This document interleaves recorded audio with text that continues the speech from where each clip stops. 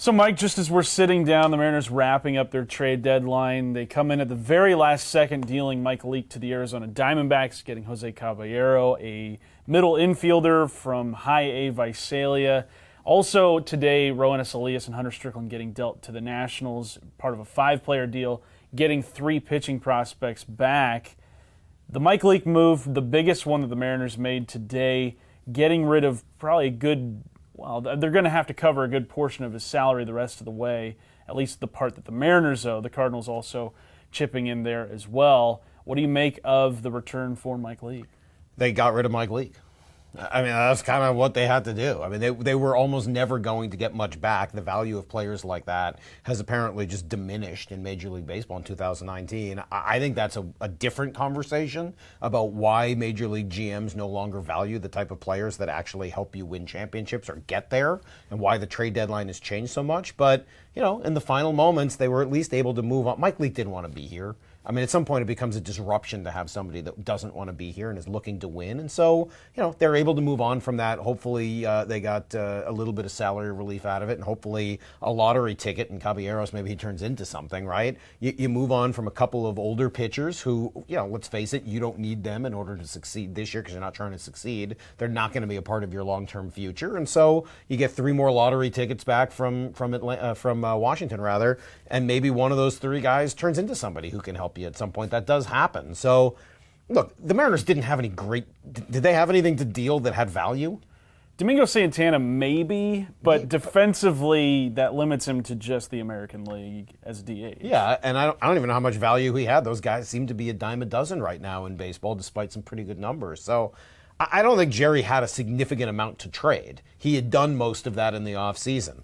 The value of his most valuable trade chips right now, Marco Gonzalez and Mitch Haniger, is low because one guy is injured and the other guy is not pitched as well as you'd want over the last couple of months. So I didn't really see him with any trade chip to move on from some of those guys and hopefully at least get a little salary relief and a few lottery tickets.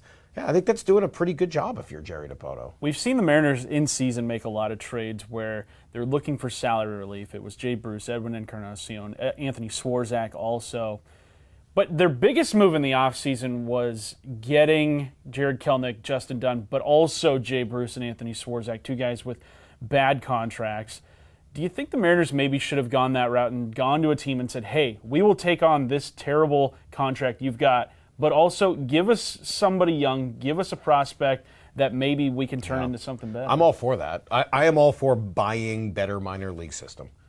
I think that should have been a bigger part of the plan. Now, I don't know who was willing to do that. It's not like there was a deal out there that they passed on where that was a possibility, at least that we know of. But yes, I think that should be the goal. How can we spend money to get better faster in the minor leagues?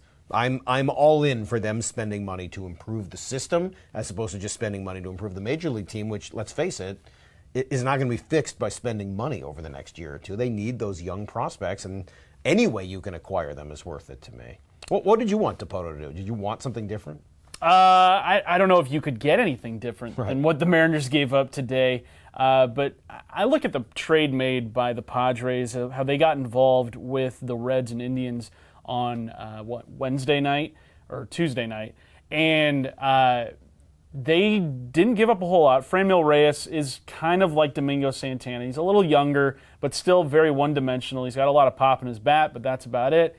They were able to flip him, get one of the better prospects in baseball in Taylor Trammell, who may not be having a great year, but still has a high upside. The Mariners could have gotten involved in a 3-team move like that and said, hey, we'll take on a bad contract here or there or whatever, but you got to make sure that we're taken care of on our end. I think those make sense. It's easy to talk about. It's harder to know what's actually out there for you. But I think Dipoto's shown some of the willingness to do that. So, look, it's hard. You would love for your team to have either the great assets to deal or be in a position to acquire somebody who's going to put them over the top for the pennant chase. Unfortunately, the Mariners kind of find themselves having already dealt most of those big assets and no longer, obviously not going after a championship this year. So kind of it's sort of a disappointing deadline, but almost by necessity. You almost have to look at everything they've done this year and say, well, no, they've traded Encarnacion, they've traded Bruce, they've traded all these guys. I think it's fair to wonder whether or not they could have gotten any more for either Encarnacion or Bruce if they'd waited. But you know what? One injury, like what happened to D. Gordon right before the deadline, and now you're totally stuck with it. You don't get any relief, and you don't get any prospect for those guys. So I give Jerry Dipoto credit. He was able to move on from virtually everybody he needed to move on from this year. D. Gordon got hurt, Felix Hernandez got hurt, Kyle Seager got hurt. Those three guys sort of became untradeable, and everyone else that you thought might be shipped out of town was. Now we just got to sit back and hope and wait and find out whether or not the players he got back are worth anything. So we got 2 months left in the season. No more August waiver period anymore. Do you think the trade deadline is good where it's at, or should it be moved back now that there's no August period? I like it here. I still think July. I mean, it just means something to me personally, but I'm just a old Gen X loser who just thinks the trade deadline is still this cool thing that teams should be doing, and GMs just aren't handling it like that anymore. Although some names moved today. I mean, finally, after all the conversation about how it wasn't going to happen, and I was ranting and raving on the radio about it, some names moved. Zach Greinke moved, and some of these relievers all around the league, and a catcher like Martin Maldonado. Those are guys that are going to help teams win.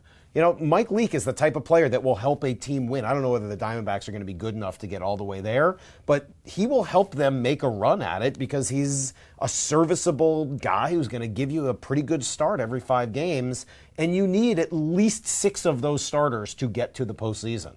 Most teams have 4. Some have 5. A guy like Mike Leake gives you 6, and so I think that's a good kind of deal for Arizona. So now that teams are pretty much set in stone the rest of the way, what should Mariners fans be looking for over the next couple of months? Well, I think now you start to see some of the influx of the higher level talent, right? I don't mean the higher upside. I mean the guys at the higher levels of the minors. I would hope we're going to see Jake Fraley fairly soon, like within the next week or 2. I would hope we're going to see Justice Sheffield back up in the major leagues and see what he's got in the second time around.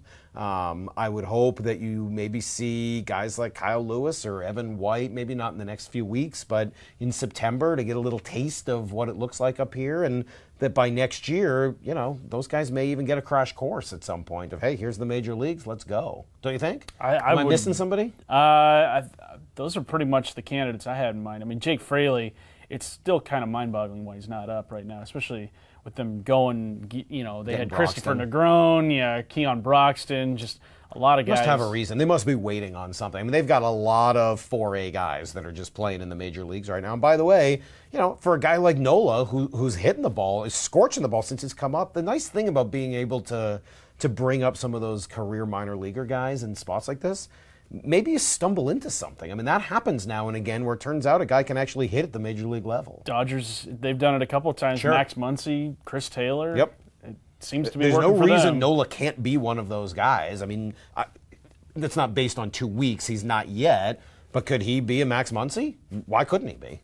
It's got the same kind of positional flexibility. That's exactly right. So Mariners making a couple of moves today. Mike Leake to the Diamondbacks, Ronis Elias and Hunter Strickland both going to the Nationals.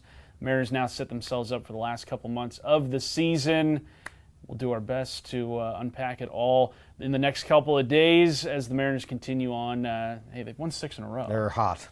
Which, unbelievable. I don't quite understand it. Well, you've seen Detroit, you've seen Texas. Yeah, both teams very much on the downswing. But keep it locked here, 710 ESPN Seattle for more Mariners coverage.